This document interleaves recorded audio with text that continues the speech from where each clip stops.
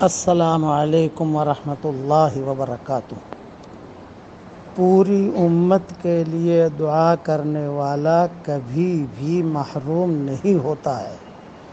کیوں؟ اس لیے کہ فرشتے اس کے لیے دعا کرتے ہیں۔ اب پڑھ لیجئے میرے ساتھ۔ اے اللہ، امت کی اجتماعی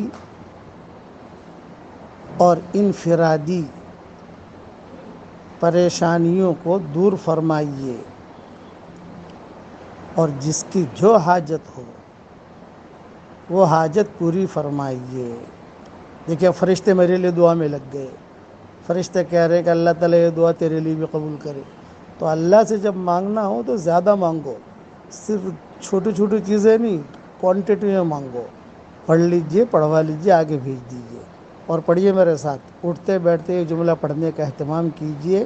پڑھیے میرے ساتھ، حسبنا اللہ ونعم الوکیل، حسبنا اللہ ونعم الوکیل، آمین، وآخر دعوانا ان الحمد للہ رب العالمین۔